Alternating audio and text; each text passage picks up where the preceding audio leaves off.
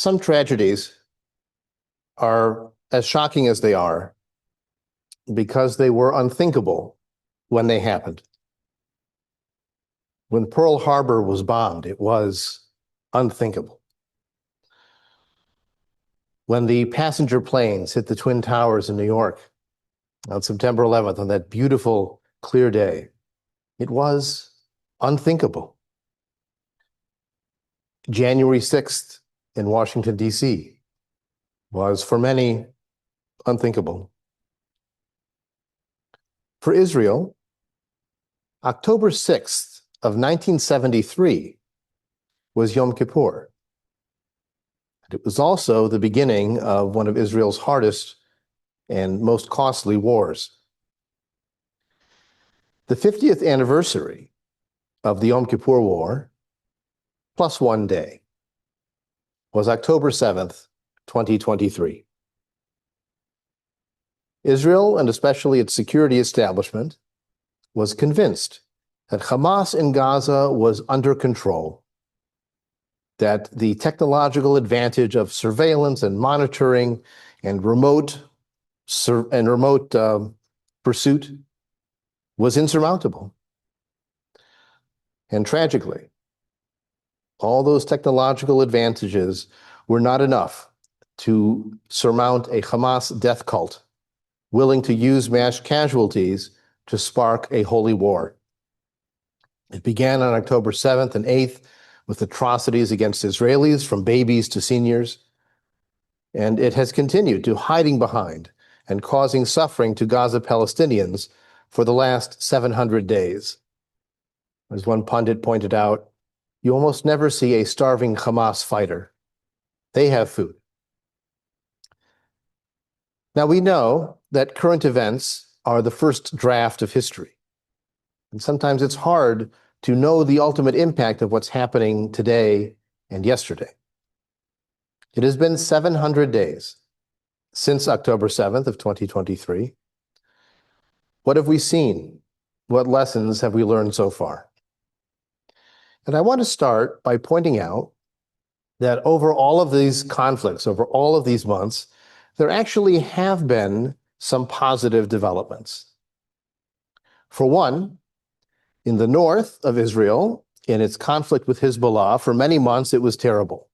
Rockets being fired, civilians evacuated, an ongoing low-level simmer of a conflict. But then, when it clicked into action, there was that brilliant pager attack.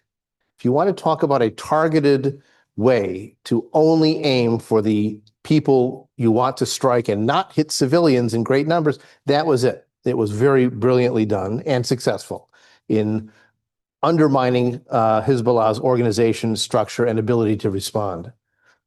There was the strategy of shooting the rockets while they're on the ground, before they're in the air, hitting the storage, hitting the launchers. There was the value of taking out the leadership so that you couldn't decide. In fact, Hamas stopped appointing new spokespeople because they kept getting targeted and killed. Sorry, not Hamas, Hezbollah. But most importantly, this was good news for Lebanon, because Hezbollah has been an Iran-sponsored proxy that has been leading to and generating and fomenting tension with Israel, cross-border conflicts, even led to a full-scale war in 2006. And now Hezbollah is much weaker, and the Lebanese state is much stronger. It's an opportunity for the Lebanese government to exert its own authority over the south, to maintain calm, and to tell Hezbollah, put the arms away. Stop dragging us in to this war. Even the United Nations has said that Israel has fully withdrawn from all Lebanese territory. The one area in the east called the Sheba Farms is a dispute between Syria and Israel, not Lebanon and Israel. So this is an opportunity for Lebanon to turn the page on Hezbollah, to turn the page on being a pawn in Iran's proxy war. And so that could turn into something positive. A second positive development was what happened to Syria. As you know, Syria has been in a terrible, brutal civil war for over a decade. It began in March of 2011, and it continued all the way until December of 2024, when finally Assad left and a space was created to end this war. That war killed 600,000 people and caused 6 million refugees to leave the country. Now, the Syrian arena still has some tension between Israel and Syria. There are Druze villages, both on the Israeli side of the Golan Heights and the Syrian side of the Golan Heights. And there have been some conflicts between the new government in Syria and these Druze villages. And the Israeli Druze are trying to help their brethren Druze in Syria. And so it's led to some tension. And Israel, in fact, has occupied certain territories in southern Syria, trying to prevent this new government, which has yet to be clarified what direction they'll follow. After all, their new leader was a jihadist a decade ago. But there's a possibility there, because with Assad gone, with the civil war over, maybe they're ready also to turn the page and to start to rebuild in some way. And the third positive is what happened with Iran. Iran has been a destabilizing force in the Middle East for decades. And part of their destabilization is the use of proxy armies to attack and threaten Israel and American interests for that matter. They not only had their own huge arsenal of missiles, even ballistic missiles, but they also farmed them out to the Houthis in Yemen, to Hezbollah, to Syria. Well, there was a conflict with Israel finally that erupted directly after Hezbollah had fallen off the map, after Syria had been taken off the map. Now, there was a direct conflict with Iran.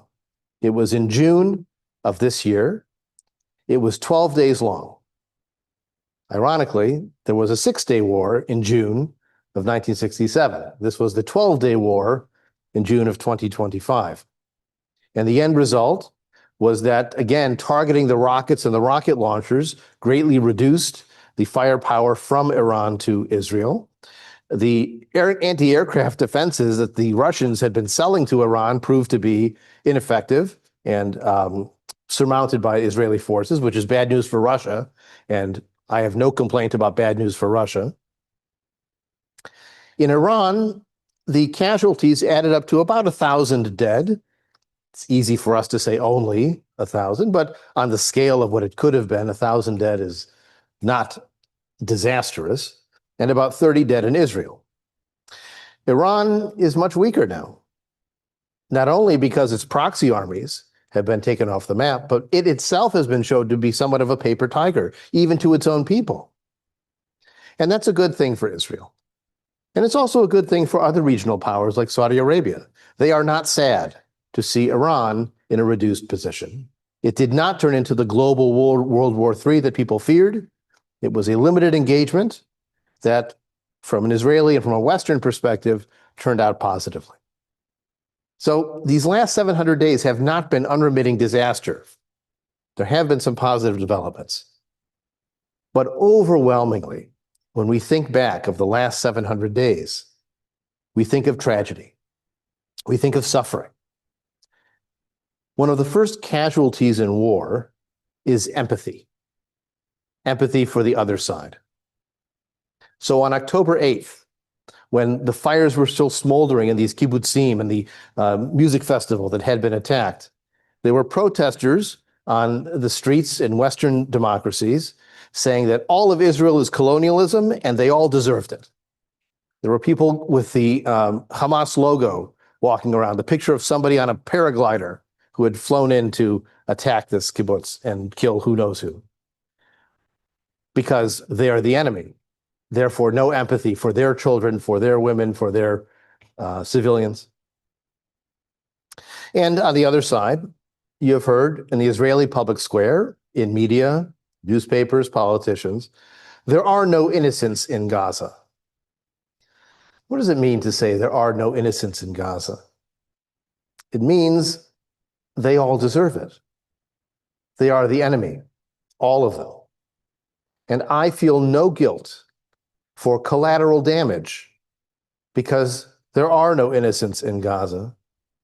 And if I decide I can loosen what is called in terrible military speak proportionality, how many civilians can die for what benefit to military purposes? Well, if I loosen those numbers, so now instead of 5 civilians to 1 militant, now it's 10 civilians to 1 militant, or 20 civilians to 1 militant, or 1 apartment building to 1 militant. Well, there are no innocents in Gaza. I don't need to feel guilty. So part of the suffering has been exacerbated by the lack of recognition of the other suffering. It makes it impossible to come to resolution. There certainly have been sufferings from Israelis. On October 7th, there were over 1,000 direct casualties. There was the massive destruction of these homes in kibbutzim. There were the hostages that were taken. Some have been released. Some have died in captivity. Even taking bodies hostage, that has happened in large numbers, with some returned and some still there. There are the families of the hostages. We've seen them speak. We've seen people wearing the yellow ribbons. We've seen the posters on walls trying to remind the world that these are people who are captive. And that slogan, "Bring them home," is evocative. We also know that even for those that were not directly attacked on that day, there was tremendous dislocation in Israel. Thousands from what was called the Gaza envelope, the communities around the Gaza Strip, and thousands more from the north with the rockets from Hezbollah had to flee to other parts of the country. That meant schools, that meant jobs, that meant all kinds of dislocations. The only compensation was for the hotel industry. At least they had bodies in the hotels being paid for by the government. And then there have been the deployments. Israel, as you may know, has a relatively small standing army, and then it expands its army by using reservists.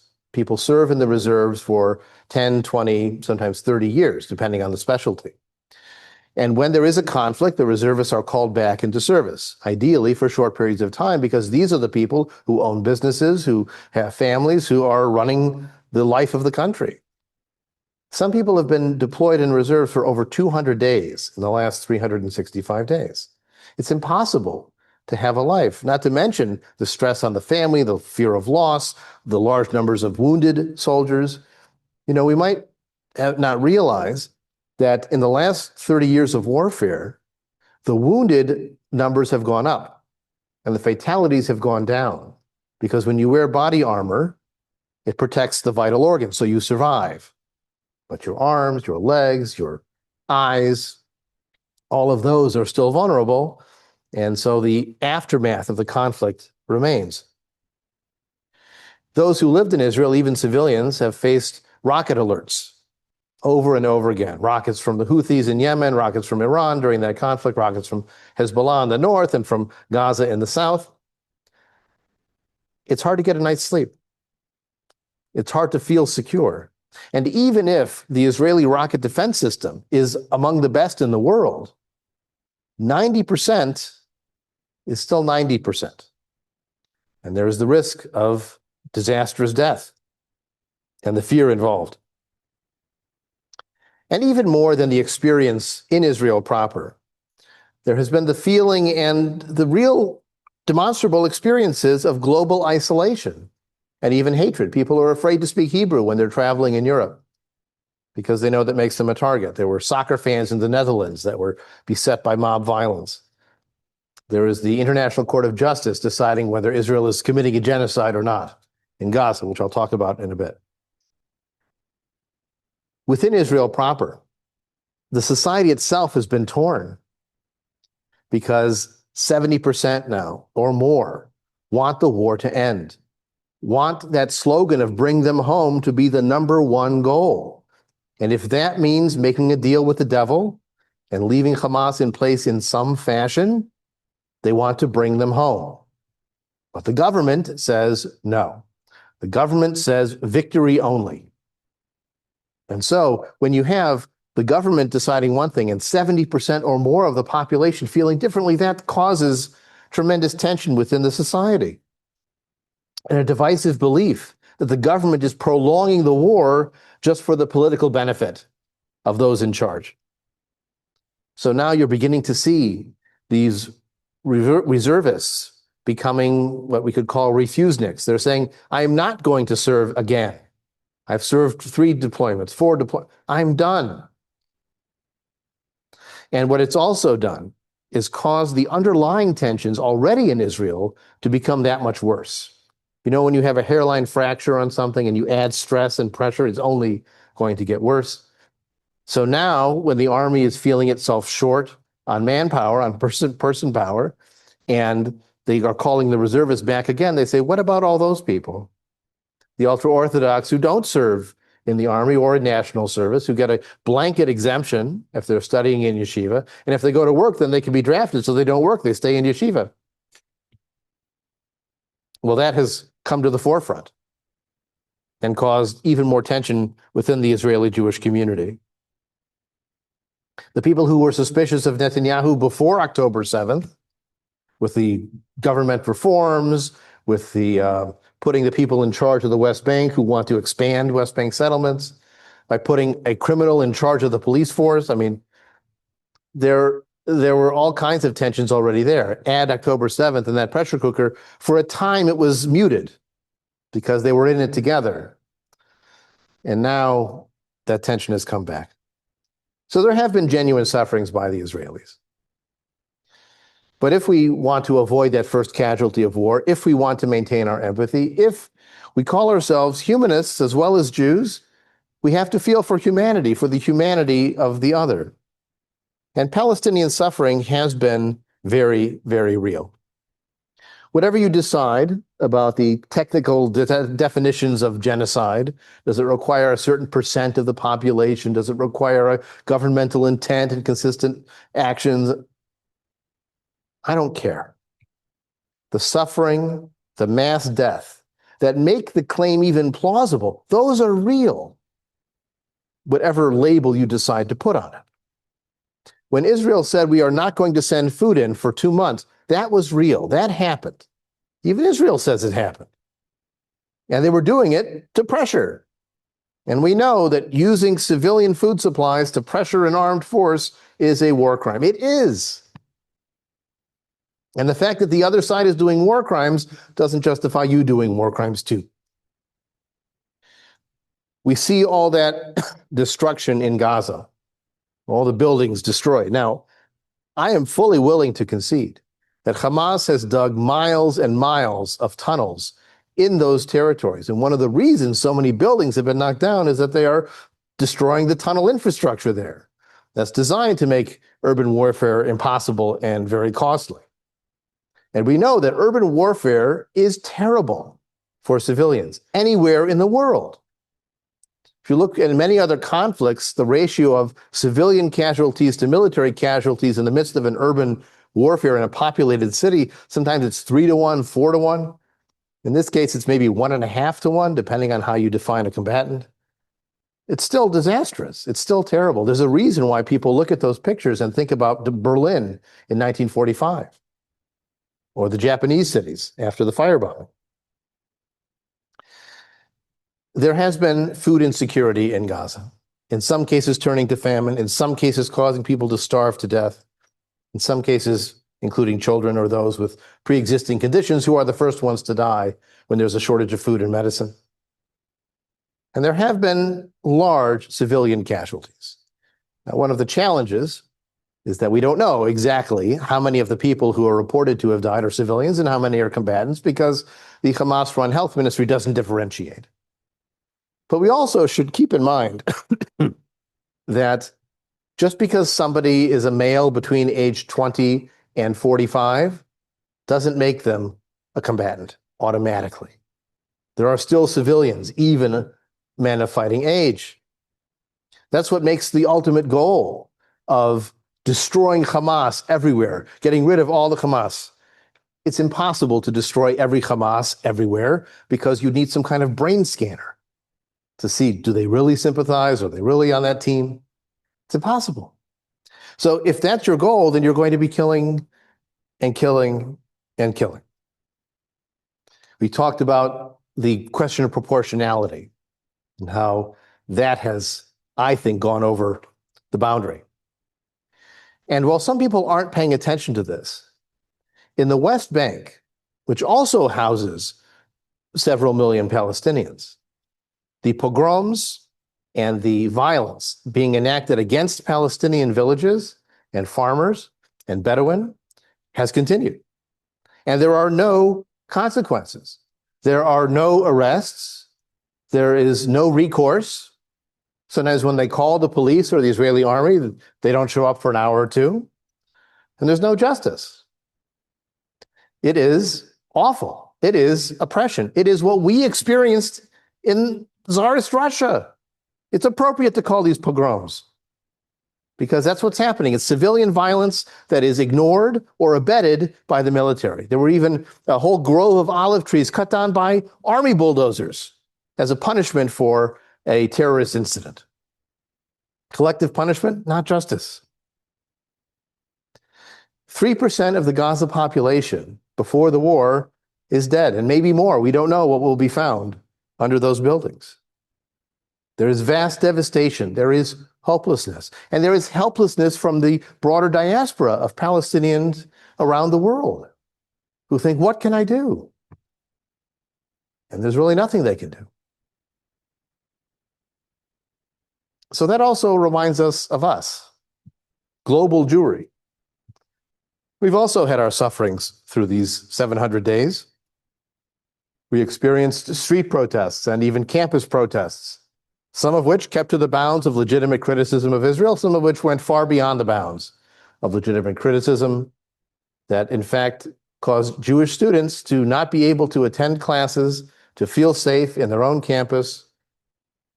And so in the ensuing years, we've seen campuses try to redefine how they handle these kind of protests, what counts as anti-Semitism across the lines of legitimate criticism, how to foster dialogue on campus instead of conflict and screaming or occupying buildings. The campuses have done better than they did that first spring, but that first spring has left a sour taste in many American Jews' mouths and minds and hearts. We've also seen violent attacks on Jewish institutions that may or may not ask, what do you think about Israel, before they do what they do. We saw the shooting in Washington, D.C. of 2 workers at the Israeli embassy. We saw that attack by liquid fire in Denver for people walking, simply hoping to raise awareness of hostages. And we've seen vandalism in many places. You may or may not know that something happened just last weekend in Vernon Hills, where one of our synagogues had anti-Semitic graffiti written on the wall of their parking lot. I wrote a letter on behalf of Kol Hadash to the congregation to express our solidarity and empathy with them. And they're hoping to surround their community with love to counteract the feelings of hate. But that hate was there and that hate was expressed. And yes, it takes one jerk to tag something with graffiti, but it takes an environment to make them feel like that's what they should do. We've certainly experienced lots of online harassment. I helped to monitor the Facebook pages for Kol Hadash and also for the International Institute for Secular Humanistic Judaism. And one of the unhappy tasks of monitoring a Facebook post these days is whenever you make a public post that gets boosted and promoted, you have to then go through that for the next week to delete all of the nasty comments that get added there about pedophilia, about bloodthirstiness, about Jesus.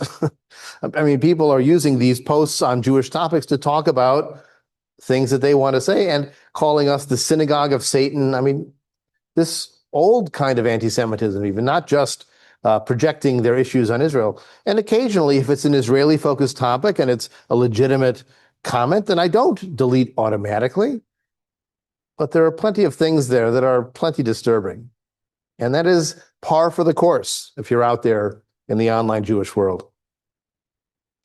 And we've had many professions who have found themselves excluded. These professionals, if they're authors, for example, it's very hard to get speaking gigs at bookstores because the bookstores are very progressive and they don't want to have anyone who's labeled the Z word, who's a Zionist, who's there. There was even someone who wrote a book critiquing American Zionism who was uninvited from speaking at this program because his interlocutor for the program wasn't an avowed anti-Zionist. I mean, it really is a banning of people because of labels. And certain departments in universities are terrible. And certain departments are no problem. For some reason, economics has not been an issue. American studies, been a big issue. And the Jewish community itself has been really split. It's both generational and ideological. Because young Jews growing up in a diverse America, having empathy for other people's suffering, especially for non-Jewish suffering, because Jews in America tend to be somewhat more comfortable. They're also willing to criticize those reflexive group allegiances. You don't just follow this because someone said so. It has to be ethical and valuable. And they question what some people call Israelism, the belief that Israel is an essential and integral part of their Jewishness. What if their Jewishness is about tikkun olam and repairing the world? What if their Jewishness is about doing good in this life? And then they see what happens in Israel, and they see the headlines, and they don't look at the context, they don't look at the history. They see the starving child, and they see Israel did this. And we know that there are bots, and there are agents out there trying to promote these. There's a reason why your feed seems to show these things over and over again. But there's also realities there. And if Zionism has become a bad word in your progressive and liberal circles, and you feel like your progressive values are conflicting with your Jewish loyalties, then maybe you choose the progressive values and not the Jewish loyalties. Or you try to find a way to distance yourself from that part of Jewishness while maintaining some other kind of positive one. There's even a movement today that calls itself diasporism. It's trying to focus as a counterweight to Zionism. We're going to focus on the global Jewish experience and not only. Of course, some diasporists are simply anti-Zionists. They just don't even want to use the Zionist word in the label for themselves, so they come up with diasporism. But in other cases, it's a genuine sense of global Jewish identity as a way of getting beyond this Israel hurdle. But it is a distancing from the establishment Jewish community, which is broadly Zionist, even if there's a range of what people mean by Zionist. That's 700 days of suffering. Israeli suffering, Palestinian suffering, diaspora Palestinian suffering, diaspora Jewish suffering. What does the near future hold? There's a lot expected in the next few weeks. First of all, at the end of September, there will be the United Nations General Assembly meeting in New York. Palestinians are not welcome because of visa restrictions that were put in, but there's a lot of discussion of recognizing a state of Palestine. Now, usually recognition of a state includes a map of what that state is and borders, and that's going to be tricky. Israel has been making loud noises that this is a reward for Hamas. Hamas kills all these people on October 7th, and you're rewarding them by giving them a state. I don't think it's that motivation. I see the motivation as a compensation for Palestinian suffering. See all this suffering that these people have had without a state apparatus to defend them?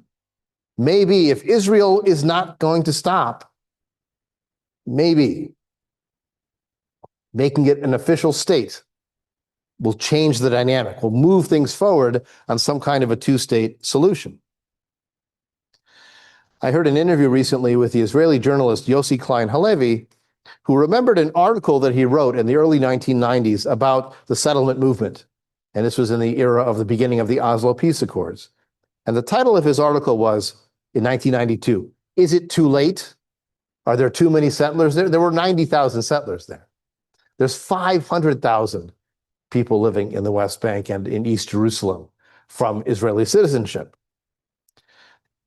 Now, what happens if the state is declared to those people? What happens if the state is declared to this ongoing pogrom experience? We don't know. And what happens in the other direction? What if they declare a state and the PA runs out of money, as it almost already has? And what if it says, we quit? Here are the keys. Now give me the vote. Because now you've got millions of Palestinian Arabs wanting to vote. Now it's not the case that the Arab population of Israel voting is about 20%. Now it's 40% or 45%.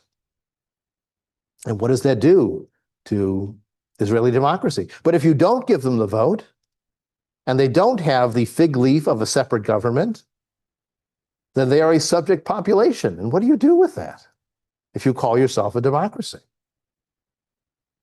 This is, in some ways, the Israeli nightmare. It's a one-state solution. Because a one-state solution means either you're a democracy or you're a Jewish state. But you can't have both. What happens if the state of Palestine is declared and Israel's response is annex? It's mine. You want to call this a state? We're going to take what we want. You get what's left.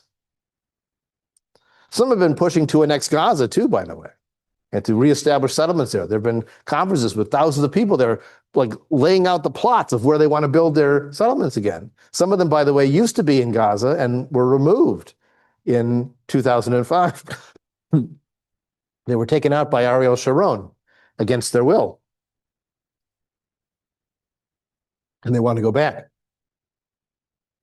Well,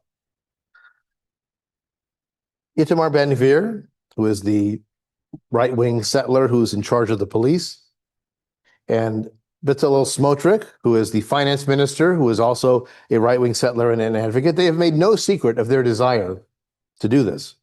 And with the tools at their disposal, they've been expanding these hilltop settlements. They've been expanding announced developments of new settlements in what's called the E1 area to cut off the north and the south of the Palestinian urban areas from each other. And Smotrich this last week revealed a map of 82% of the West Bank that he wants to claim as Israeli, to apply Israeli law, to annex it to the state of Israel.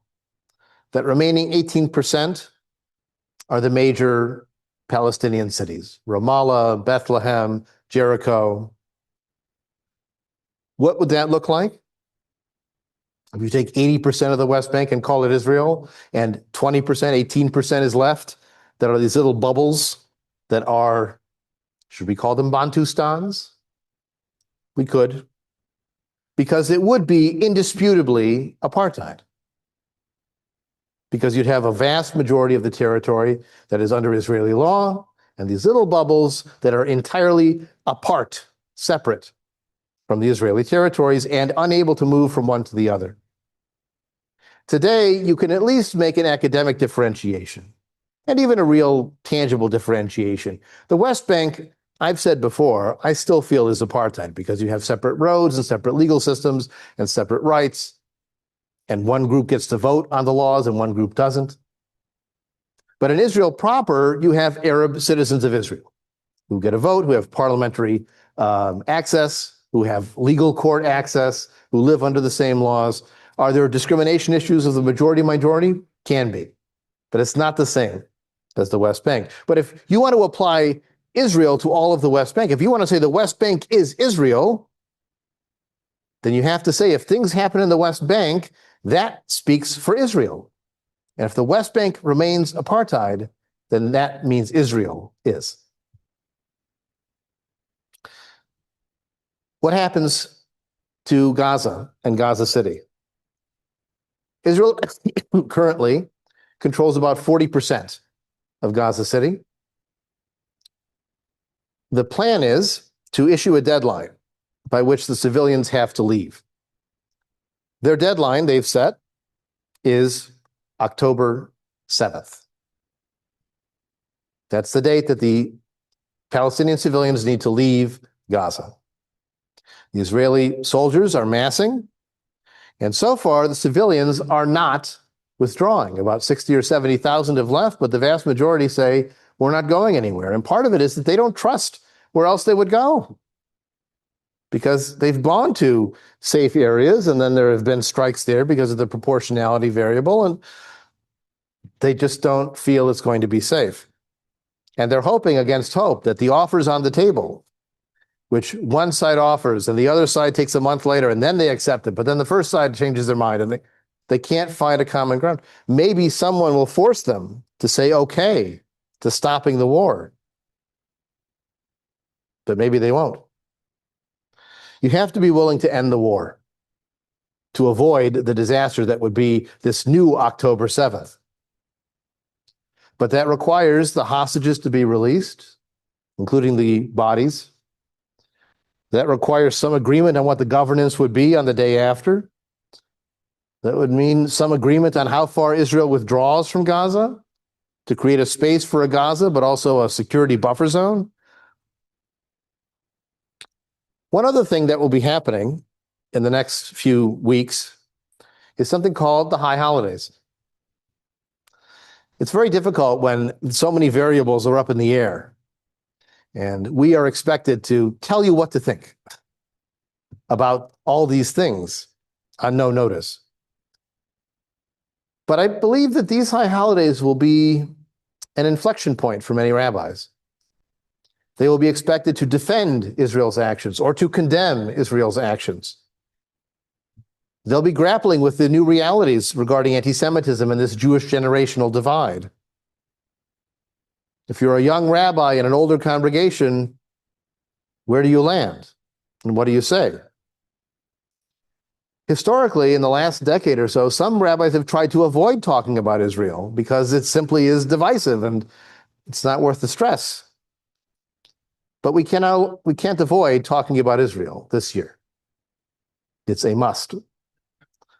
And so we have to ask ourselves a question. I posed this in my message to the congregation this past week. Is our job to tell you what to think? Or is it to share what we think and encourage you to make up your own mind? Do we ask questions or do we give answers?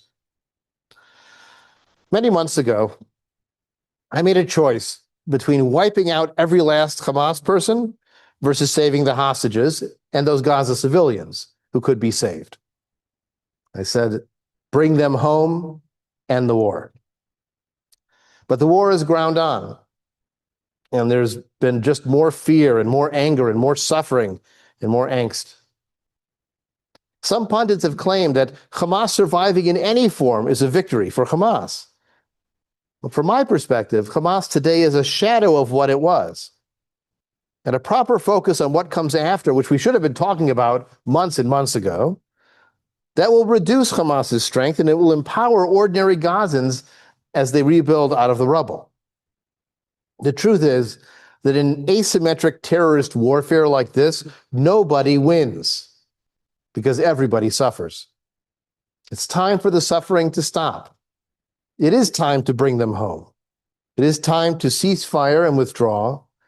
It is time to send people home to rebuild, time to imagine something new. It may be hard to remember now, but 30 years ago, the Oslo Peace Accords were so shocking because they had been unthinkable.